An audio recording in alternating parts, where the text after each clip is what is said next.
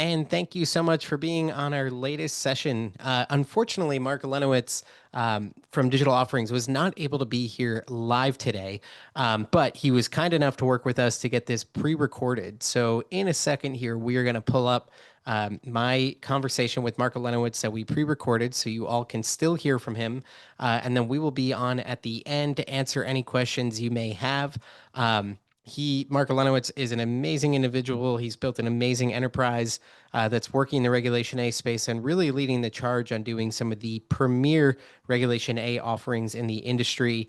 Names like Newsmax, they're now working with the LA Times, really finding big name issuers, big name companies that are utilizing the Regulation A rules to raise very substantial sums of money and also be able to go public. So with that in mind, I will turn it over to our pre-recorded conversation with Mark Elenowitz. I hope you all enjoy. Please drop your questions into the Q&A, and we will be happy to get to as many of them as possible when we get to the end of the session. And any that we can't answer, we will certainly send his way and be in touch. So thank you, everyone, for tuning in, as always, and we'll be back soon. We're very fortunate to be joined by Mark Elenowitz of Digital Offerings. Mark and his team have pulled off some of the most impressive Regulation A offerings over the past couple of years. I've been completely amazed by what they've been able to do. And I think if you want to learn about Regulation A, how to do it right, when it makes sense, all of the mechanics behind it, Mark is truly one of the pioneers of the industry. And there's a lot we can learn from him. So this is going to be a super, super interesting discussion. And I'm sure there's going to be plenty of follow-up that comes from it. But with that, I just want to turn it over and say, Mark, thanks for joining us. I really appreciate you having me here today. It's so exciting to talk about what we've been doing and looking forward to what's going to happen here in the next couple of years as Reg A becomes more mainstream. I couldn't agree more. But before we go to where we're going, let's talk a little bit about where you came from, your background, which is pretty interesting, and what Digital Offerings is all about. Well, I've been a banker now for going on 35 years. I actually looked back the other day. I got registered in 1990 is when I took my Series 7. So it's been quite a while. And we've always been focused on trying to find innovative and new ways in order to create capital formation for entrepreneurs. And back in 2013, 14, we started hearing about these words called Jobs Act. And it was interesting because we looked at it and we said, this is a great way to bring back the small cap IPO. And I started going to conferences and I would listen to the webinars and then I started participating in the panels. And what I realized very quickly was that most of the people that were looking at the industry really didn't come from Wall Street. They were more marketing firms or technologists that had some really creative ideas, but they didn't understand securities laws. And at first, everybody was talking Reg CF, and I would sit on the panel. I'd say, why would you ever do a Reg CF when you can't have an exit? If there's no ability to be able to sell your securities, it doesn't really make much sense. Now, this was then, and we've obviously seen the Reg CF evolve, and it's a great financing tool for early stage companies. But I used to always say, you drink your beer, you're going to eat your bread, and at some point you're going to want your money back, and you can't get it. So I started looking at Reg A Plus, and I realized that this was a way to basically have an exempt security that was free trading. And why can't it trade on a national securities exchange? So I went down to the New York Stock Exchange and I had a conversation. And at first they started laughing at me. They're like, Mark, we're the New York Stock Exchange. Obviously, we do not play in this field. And I said, no, let me hear you out because they thought it was, flying car nonsense and three-wheel cars. And I'm not naming any names, but back then there were a few of these companies trying to do these Reg A's. And I said, no, if you think about it, securities are either registered or exempt. And in an IPO, you use a Form S1 in order to file. Why can't we use a Form 1A in order to make it look, act, and feel like a traditional IPO? So I took them through it. And after a couple hours of working with them, they said, you know what, this could work.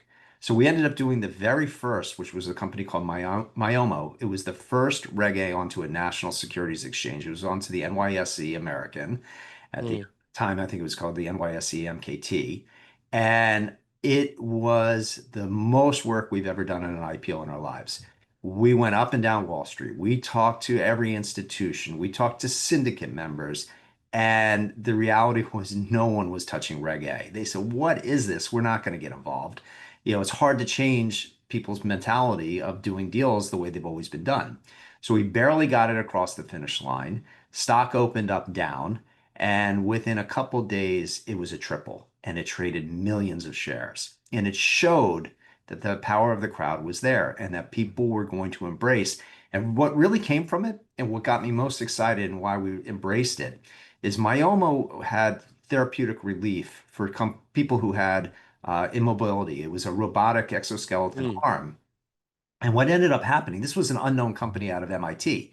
And why we were doing the deal, we basically marketed it in two ways. One for the security, but more importantly, one for the product. So, and I know a lot of panelists always say nowadays, well, Reg A is great that you can turn customers into shareholders and shareholders into customers. We were one of the first to say that, but we actually saw it happen because we started over the next year getting phone calls of people calling us up and saying, how can I get this product? Or Mm. somebody in my family found this product and they would have never known about it except for the Reg A.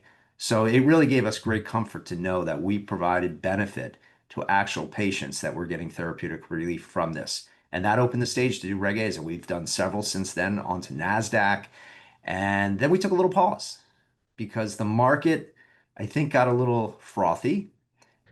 Problem was that a lot of issuers look in the mirror, pick numbers that are unrealistic, and this is something we caution everybody, and valuations became outrageous. And it was very difficult to talk to an entrepreneur and tell them you're not worth 3.5 billion on 10 million in revenue. You're worth maybe on a good day 30 or 40 million. And they didn't want to hear it because the problem with the crowd is they would just come in and drink the Kool-Aid and buy. So we took a step back, and then digital offering came around, and we started to get back into the industry. And now we've been doing very iconic name brand companies, and it's been very exciting. So, well, thank you for that background. And it's really interesting to see you guys kind of structuring these institutional grade rounds. You mentioned working with iconic names, Newsmax, the LA Times deal that you're working on right now. These are really large names for the industry to be raising in this way. Talk to me a little bit about those companies and what benefit they saw in taking this path. So Newsmax was an ideal candidate for a crowd, and we call these crowd financed IPOs. We don't call them Reg A's. We don't say it's Reg A Tier 2 or anything like that. In our mind, it's an IPO. Looks, acts, feels, settles, opens for trading on the New York Stock Exchange or NASDAQ. It's an IPO. And what is great about using this methodology and Title IV of the Jobs Act, Reg A plus, is there's no quiet period. So it enables you to communicate real time live. In a Mm. regular IPO, you have a quiet period, and it's difficult in this modern age when everybody's using their phone and they have instant gratification, instant delivery of news, and you're able to get this content delivered to you immediately. How do you go into a quiet period during an offering and not tell the world what you're doing? Reg A changes all that. So when we looked at Newsmax, it was a perfect candidate. You have millions and millions, tens of millions actually, of viewers that tune in and follow this network that are passionate about the brand. And Chris Ruddy, the CEO, has always been an innovator. And he recognized that this was a great opportunity to build brand loyalty by making the very people that are making the company a success become shareholders. So we found that this was a crowd who came in. And what's great about the way we do our Reg A's is we limit the institutional investor to very small positions. What's Mm. happened in today's market is it's gone from being what we call an issuer-driven deal to investor-driven. And what that means is that investors now dictate terms. And these have become what's called structured finance. So you have warrants or penny warrants or pre-funded warrants, unit offerings where the investors will really almost never lose because of reset provisions. But the retail investor gets hurt and the issuer gets less money at a lower valuation and the prices of their stocks go down.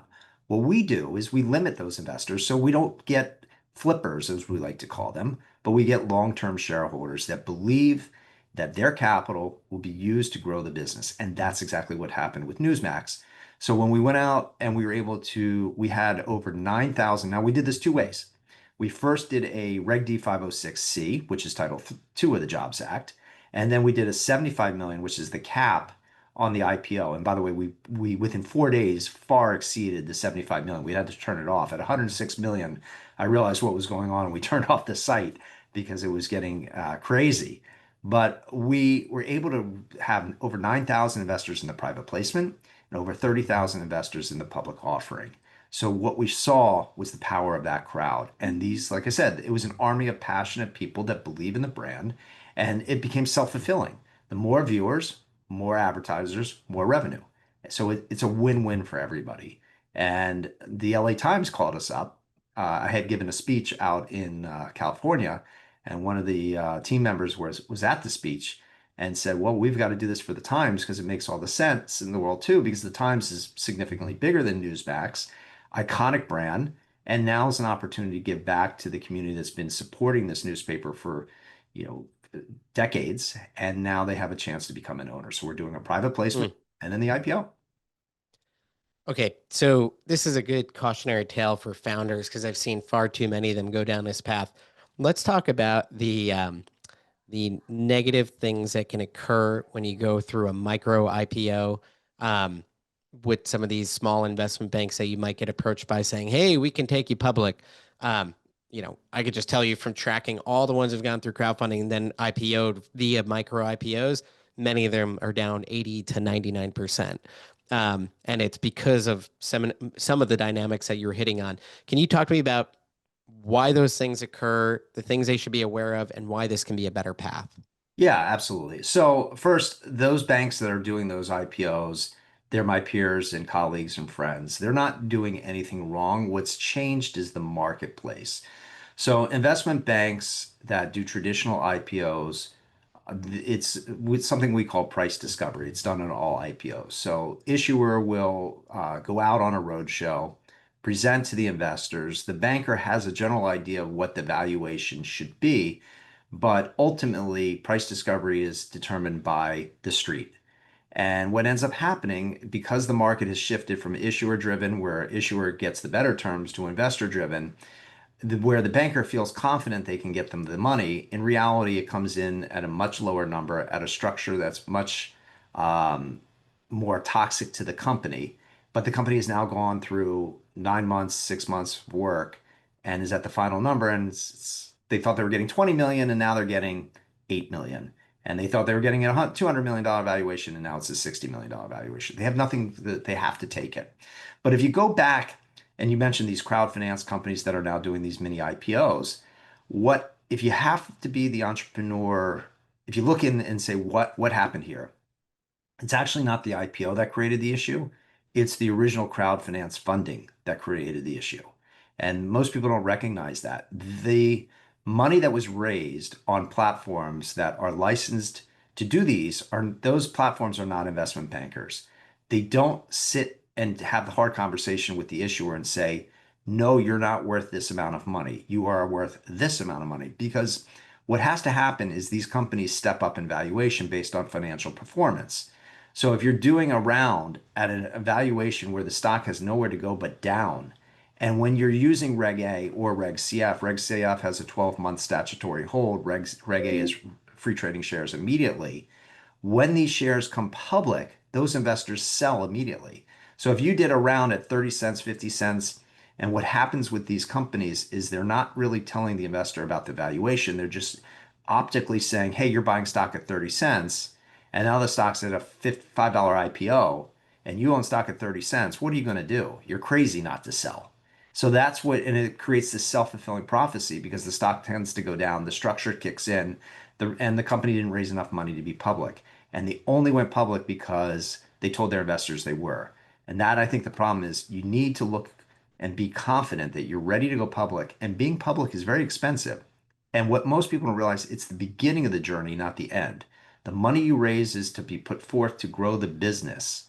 And if you come public with not enough capital, pros understand that. We know you're going to need to go back to the street, and we know the structure is not going to be what you want. So I would advise every CEO who's listening today, don't drink your own Kool-Aid. And I say this to them all the time.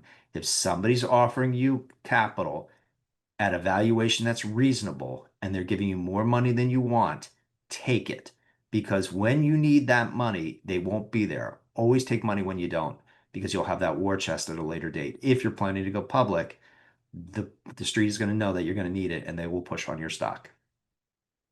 I certainly appreciate that advice and thanks for sharing that. In terms of your deal sourcing strategy, it certainly sounds like now you're kind of making a name for yourself with some really major Reg A offerings. Um, what is your deal sourcing strategy? And frankly, what are you looking for to feel confident that it can be an effective and successful raise? Well, right now we currently have half a dozen to a dozen IPOs and offerings that we're doing. So our deal sourcing primarily comes from people who've seen the deals that we've done. They're involved in those kind of companies. We get them from lawyers and from other service providers.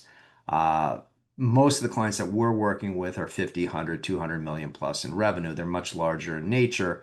And because as a banker, it's always easier to do a big deal than to do a small. The company that's raising 3 to 5 million, you're spending all of your time. The company raising 100 million, you're spending a fraction of your time. And it's just economics at that point for our team. But there's opportunities, and we've created some new structures. So there are early stage companies, like one that we're incredibly proud of was a company called Monogram Orthopedics. They had done an original non-traded Reg A. We came in, we brought them public, raised them capital, did follow on offerings, created instruments for them once they were public that was enabled them to utilize again our crowd methodology for publicly traded companies. And then they had an exit where they have now been bought. So it was a perfect life cycle from start to finish. So we do look at earlier stage companies that are evolving. Like we're doing one right now. It will probably come out my guess is the second week in October. It's a $40 million raise. We already have over 44 million in demand. It's going on the NYSE American. It's early stage. It happens to be a space company that uses Hmm. hypersonic jets in order to put satellites into small orbit. And what's not unique with this particular company in terms of being where they are in their life cycle is they spent the money developing this. So they're pre-revenue, Hmm. small revenue, but now the money that we're raising them will enable them to really go into profitability and revenue in a significant manner. So you don't have to be a 50 to $100 million company, but we need to see that you'll get there within a relatively short period of time. And that's something I think every CEO needs to look at. Do you really want to be public? Do you want to be beholden to the street, have the responsibility of your Ks and Qs and regulatory filings? And do you really understand what that means? Do you have the time to be going out to doing conferences with analysts and it's basically two full-time jobs. And every Hmm. CEO that does a Reg A knows they're spending most of their time raising money than they are running their business, but it really gets busy once you're publicly traded. So I think if I had to tell everyone that's listening today, we recommend, and we've done this now several times, do the non-traded Reg A first, raise the money, execute your business plan, put that money to work to grow yourself into a position that then you can come public and know that you need to demonstrate to the exchanges that you have the ability to remain public for 18 months without raising additional capital. So that's the key point, and I don't think people understand that. It's not a rule, but it's an unwritten discussion with the NYSE and with Nasdaq that you have to demonstrate compliance, that you've raised enough money, and we've seen those regulatory changes now occur where Nasdaq requires a minimum of 15 million in the IPO. If you're an Asian-based company, 25 million. NYSE is 10 million, and it's probably going to be raised up shortly as well.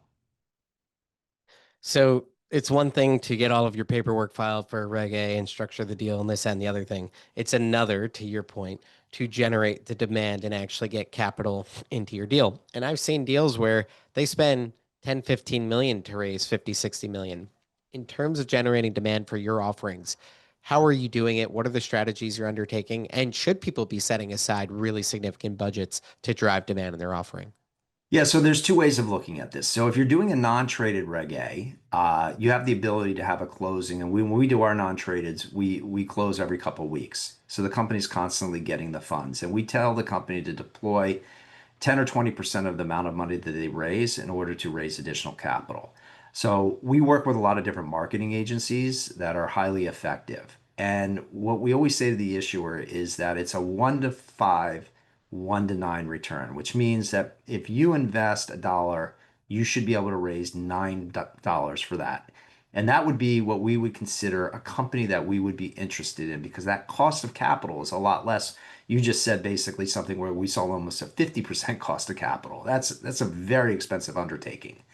And if it's a 4 or 5 times return, that's really the bare minimum that we would really look for. The problem if you're doing a Reg A IPO, the way we do them, is you can't touch the money till the very end. So you need to have a war chest going into it to drive that investor interest. And we utilize a lot of innovative techniques that most crowdfunding and Reg A platforms use, which is social media ads and digital marketing, webinars and newsletters and other visibility programs. What's been unique about our deals and why Newsmax was so successful is that we were able to go on air and talk to the audience. And I was doing 7, 8 times a day, even during the private placement, where we're talking about the offering because the law now Hmm. allows you to do that. And we drive people to a landing page where then they can get all the informed information they need, all the risk factors, understanding the offering. And this is a big differentiator between a regular IPO and a crowd-financed IPO. When you go to that landing page, you can actually have a pre-recorded webinar. In a regular IPO, you can't, and you can't leave Hmm. behind materials. You can only utilize the prospectus or the red herring and you're limited in your communication under what's called Rule 134. With Reg A, to me, it makes all the sense. Why would you not want to be able to go and spend time, read the materials, listen to the webinar again? What did he just say? Rewind, listen. That's what we were able to do. So by with Newsmax, we would go on and we were getting $3 to $5 million a day in some Wow. circumstances when we would go on air because the investors would hear about the opportunity by watching it and being able then to go spend their time, investigate it, make informed decisions. So LA Times, same thing. So a lot of people are confused about, why are you going into the newspaper business? It's really dying. Well, LA Times is not just newspapers. It's this massive organization with media and studios and all these other great distribution points. So we'll be able to do that again, and we'll also be able to take out a full page ad in the physical newspaper and advertise the offering, which you could never do before Reg A came around. Huh. Yeah, that's amazing. I love that you can do that. I mean, this becomes a really effective way to communicate with your customer on a multitude of different fronts. Um, let's dive in a little bit in terms of process. If a founder is thinking, hey, this is an interesting path, they fit your criteria, and you're talking about later stage companies with 50, 100 plus million in revenue, or have been a deep tech company that's invested very heavily in technology. In terms of time of process to get ready to have a successful funding round, what does that look like? And frankly, what's occurring during that time? So the first thing I want to say is clear up a miscommunication or a misunderstanding that some of the media has stated around a Reg A IPO, or again, we call it a crowd financed IPO. So people keep calling it a mini IPO. Well, our mini IPOs are bigger than most regular IPOs on the street. So let's get rid of the word mini right away. This is a regular IPO, just using a different form of registration. That is important, that statement right there. When we do our offerings, they're done to an S1 standard. So the disclosure is identical as a regular IPO. And the regulators are looking at it like a regular IPO, and the exchanges are looking at it like a regular IPO. And I'm saying that because there's been some people in the media that say, oh, it's a light touch, the SEC doesn't look at it, and the exchanges don't look at it. I mean, that's just nonsense. You talk to any regulator at the exchange, they're going to say, what do this is the New York Stock Exchange. Of course, we're looking at it. And that's important to answer your question because you need to prepare that you're doing a full public listing. And that requires audited financial statements. That requires a 200 to 300 page document that's being filed and reviewed by the SEC.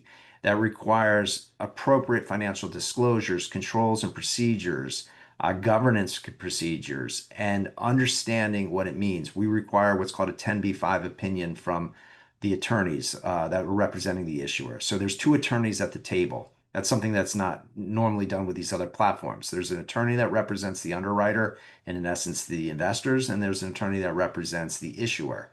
And so you should expect to do this to dedicate probably 6 months of regulatory filing from start to finish. This includes the audit. Once we get through the drafting phase, we usually see 2 or 3 turns with the SEC and then a comment period with NASDAQ or the NYSE that happens simultaneously with the listing. And then we start a marketing period that's usually 30 to 45 days. So I tell every issuer, start to finish 6 months, which goes back to about the marketing budget. You need to make sure you have enough capital to last you through the marketing side for at least 6 months. And then we conduct the offering. We do the crowd first. Once we have the crowd complete, we then open it up to Wall Street. We'll bring in 10 to 12 different firms, and then we have a closing, and the shares then begin trading immediately onto the exchange. So be prepared that when you're going through this process, some of the most comments that you're going to receive are going to be related to your financials, and they're going to be related to the disclosure around the business. And it's important. And this is the other thing is, again, this is a regular IPO. So there's going to be a lot of due diligence. There's site visits. There's talking to your vendors, talking to your service providers.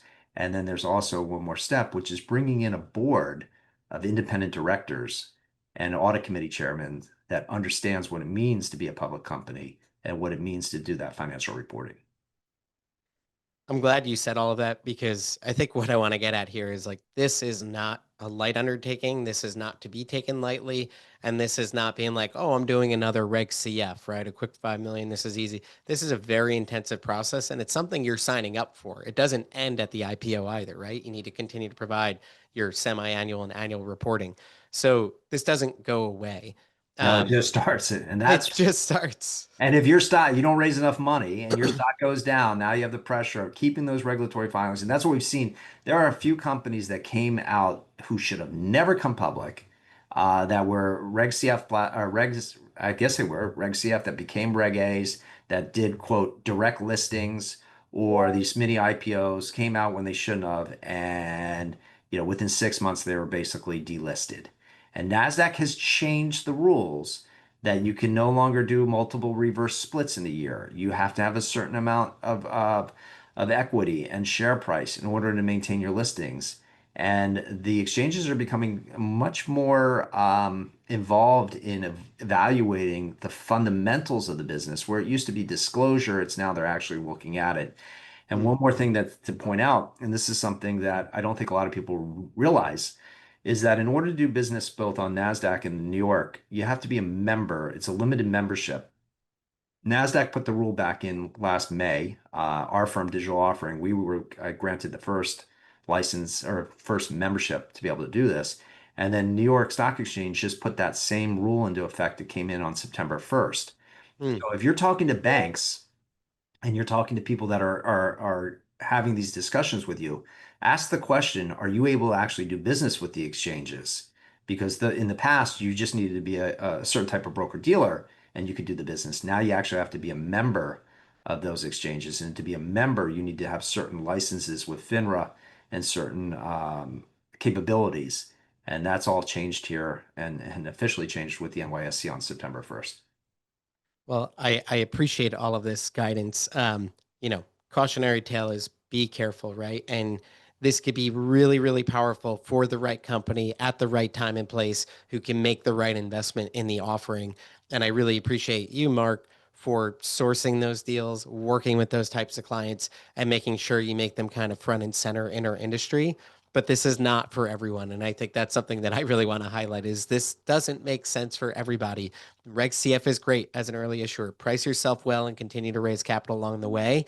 This is when you get later stage. That's when it starts to really make sense. And then you could work with a great firm like Digital Offerings that has both the crowd capabilities plus the institutional capabilities and knows how to work with these big exchanges and get you where you need to be. So a lot you can learn from talking with Mark. Thank you so much for your time today here, Mark. This has been really, really educational. And for those who want to reach out, how can they access you? You can go to digitaloffering.com. There we have I guess it's a contact page there, or you can email me directly at M Elenowitz, Elenowitz at digitaloffering.com, or you can just email us at deals@digitaloffering.com. And we respond very quickly. A lot of people get upset because we're the land of no. And we're only saying no because it's not no now, it's not no forever. It might be just no now. And what we do is we work very well with a lot of other firms. We're going to be happy to introduce you to other firms that can help you at that earlier stage if that's where you are.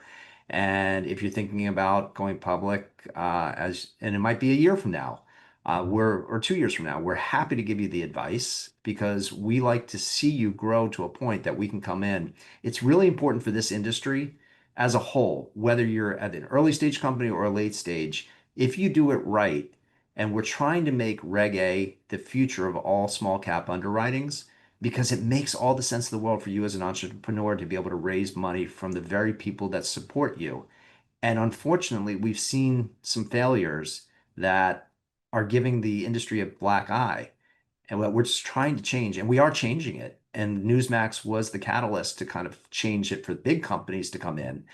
But as a whole, it's not this structure. It's not the form of registration. It's bad companies, whether you're doing an S1 or a Reg A, it doesn't matter. If you're not ready to be public, you're not ready to be public. But if you are, why would you ever do an S1 when you can do a crowd financed IPO? Hey everyone, I hope you enjoyed that conversation with Mark Elenowitz. As I mentioned, someone who's really, really impressive in our market and is doing some phenomenal deals, including the Newsmax deal, including now working on the LA Times deal, some other really large names coming down his pipeline, I know. So great, great organization. Certainly, if you're kind of a later stage, larger business that's thinking about, doing an IPO or direct listing, he's certainly someone that you should consider meeting and learning more from. And I'll be happy. I know we've gotten a handful of questions in here. Scott and I will chat about a couple of these questions here for the next 10-15 minutes. And then we'll also pass off any additional questions that are out there. Scott, good to see you. You too, buddy. So let's hit on a couple things. There's a few questions that have been dropped into the chat that I wanted to get to. The first one is, what are your views on SPAC versus IPO? Do you think SPAC is a good alternative to IPO? And Scott, I actually think is a great person to discuss this. So I'll let him provide some thoughts, and I'll provide some thoughts as well. Yeah. I don't know, Chris, you tell me, SPAC, do you feel like maybe distant cousin to the IPO, mini IPO? I don't want to say it's between Reg A plus and IPO because it's certainly not, but there's a lot of like it's not a normal IPO in the traditional sense. It's like a search fund but it's already, the search is complete. SPAC got famous, better and worse, from Chamath a few years ago. I feel like okay talking about this, knowing that I got bloodbath on one of his deals, Open Door, and then have since made up all of the money I lost, plus probably 50%. I'm still in, and I think that Open Door is a real company with real management. They replaced the CEO and put a new people in. The board did what they were supposed to do. So I think SPACs, before they became famous, were a real instrument. They just were not utilized frequently. I think that they got a bad rap. He's doing it again. I'm not even going to touch that with a 10-foot pole. I think it's a good product when done well. And I think there's no reason that you can't take a company and wrap it around, basically new leadership. I mean, it's like the PE model, but public, I think. So I don't have a problem with SPACs. I just think that there probably should be an extra layer of education for the retail investor before they get in it. And this will never happen, but there should probably be an extra layer of governance put in between the company that's creating the special purpose and the entity that they're basically, blank check purchasing. There should be something there that isn't there, because it shouldn't be simple to just be like, I just launched 5 SPACs. Like, that probably shouldn't be how it works. I don't know. What are your? I think the market was well over flooded with SPAC organizations. There was not enough good deals to match the number of SPACs that existed. I think of SPACs a little bit like, I don't know where you all live, but down here in the Southeast, Mark Spain Realty is a huge group. And they do this thing where they'll buy your house for you. And basically they give you an at the market price they're willing to pay. And then they go and sell it, 2-3 months down the road, right? They might fix it up a little bit, whatever. And I kind of think of SPACs as the same way, where it's like you don't actually want to go through the work of doing a roadshow and IPOing and going through all the things that come with doing an IPO, which can be very costly, very time consuming, and exhausting, right? Not necessarily a process everyone wants to go through. And a SPAC is kind of like, we'll do it all for you. And all you have to do is agree to this check. You might not get the best price, it might not be the best deal, but it's all kind of done for you up front. So that's kind of almost how I look at the SPAC is I just don't want to deal with going public, but I Yeah. do want to go public. And again, I think there's just far too many where there wasn't enough quality deals to fit into that. The problem with IPOs, on the other hand, is that the investment bank is ultimately setting the price. They have all these different incentives structured into an IPO, right? Like they need to make their investors money. So they are not incentivized to really boost your price too high. Yes, they want you to be pleased, but they also want to make sure they take care of all the investors coming in. So they want to do future IPOs with them. So then you see these, first day 50, 100% pops because there's so much retail demand to be in these things. And one could argue, shoot, if those guys had done direct listings, they would have raised far more capital than they did through the IPO. The problem is there's not that many companies that have that much demand, and thus the IPO can work. What I really like about what Mark has done with the Reg A direct listing is that, again, it's kind of you're setting the price and determining what you think your company is worth rather than an investment bank doing that and then allowing that retail demand to come in directly. And so, in some ways, it is kind of like a direct listing and you're controlling more of the process. So that's what I really like about the Reg A direct listing. I actually think it's a really unique, interesting path. If you don't need hundreds of millions, you need 75 million to get started. I think it's a great path. I really do. Yeah, there's another question that popped up that I'll let you answer, Chris, on the direct listing is the same as the SPAC. Short answer is no. Chris can talk about it a little bit more. Yeah. I just want to put a cap on the Mark conversation from your vantage. When I talked to him in a different interview that we aired on Kingscrowd podcast, which people should be listening to if they're not, because we get little clips like all these people you saw this week on the show. He talked about Newsmax as an example, but there were several deals that he had done where they raised well more than the average IPO amount raised for a company. And I think you kind of hit the nail on the head. And I coined this phrase when I like blacked out in one of our panels this week, where I was like, up until probably about a year ago, you could go back to the entire history of the stock exchange, and all capital allocation was supply driven. And I think that's where the IBs are. It's like we need to make money. We need to pick companies that we think we can push and sell. And you're the investor. You get that. You get what we give you. We are now in the era, and it will never change back, in my opinion, like short of like some sort of fraud. We are in the era of demand-driven capital allocation. Any person, any investor can say, I want to invest in a sports team. I want to invest in a creator. I want to invest in med tech. I want Series A, Series B, pre-IPO, post-IPO, SPAC. All you have to do is get a group of people who want to invest, raise your hand and say, I want to invest in it. And people like Chris and Kingscrowd Advisory and others can reach out to these companies and literally help them list direct. And it's like the same thing that from the investor side to the company issuer side is you're now seeing it go from private to semi-private to a little more semi-private to semi-public to full public. And it's something that has never happened in the history of finance in the US, to my knowledge, a little bit in Europe, but in the US, it's a first. So we are we're talking about a brand new era of finance. It's incredible. No, I totally agree. Another question that's here is, aside from an IPO or direct listing, are there any other exchanges or ways you've seen for equity crowdfunding companies to provide liquidity even on a limited basis to investors? Any thoughts there? I'm happy to share some, but I mean, the only thing I can think of is that there's just a lot of different exchanges. There's obviously secondary markets. You could go into different secondaries. There's tokenization as a different thing. Don't need to go into that so much. There's a lot of people who like the Toronto exchange. Like, again, it's kind of answering, but like, I don't view that as like a traditional IPO. yeah. Not trying to So denounce them. the best way that I see right now is to utilize Start Engine's secondary. So I am a major proponent of building secondary liquidity into the value prop of your business, whereas so many founders still think it's bad to provide secondary liquidity, even though they're doing these massive tender offers and all these things. There's a lot of value to saying to investors, hey, when you invest in my company, I'm going to find a path to get you liquidity along the journey. Start Engine has built a transfer agent and an ATS. They can manage your entire cap table, regardless of where you've raised, whether it's Republic or WeFunder. You could still get all of your investors onto the Start Engine transfer agent service, which is very affordable compared to other transfer agent services. By the way, not being paid for any of this. I'm just telling you this as a founder who wants to do this. And then they've built an ATS. Now, they're not shouting from the rooftops. They've actually, I would argue, been pretty quiet about it all. But they basically have a posting board where you can post, hey, I'm willing to sell my shares for Call X in this option. company. Yeah. And then if someone wants to buy it at that price, they can. There's obviously a lot of inefficiencies and things about it that aren't great, and that like it's not a great experience from an investor standpoint.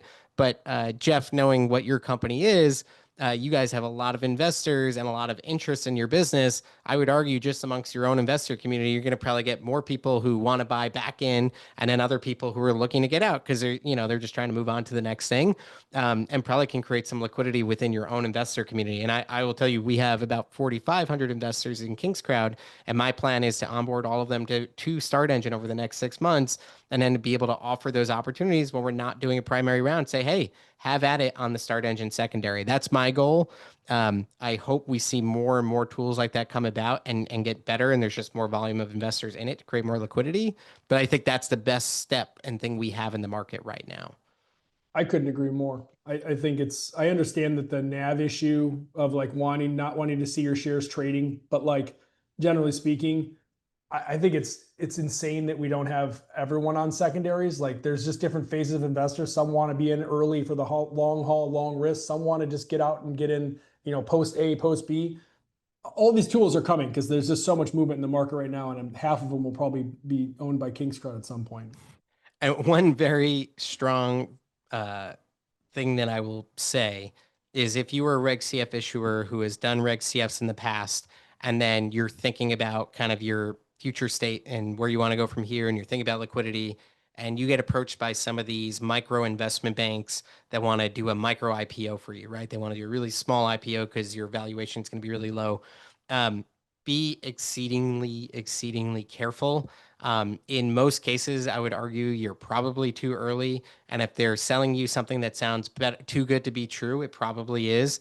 I track every Reg CF offering that has done one of these kind of micro IPOs. And by micro, I mean now the rule is 15 million. If you're going on NASDAQ, you have to raise at least 15 million in your IPO. But a lot of these guys are raising $3 to $5 million. They're IPOing at valuations that were just not supported by the market. And then there's all these short sellers and all these terrible things, dynamics in the public markets that have been happening and just completely destroying the value of all of these companies, and the equity value of all these companies. Yeah. So all I would say is it makes sense to go public when you've hit a certain aggregate size as a business, right? And at that really micro stage, it just doesn't make sense, and you're going to hurt your business long term doing that.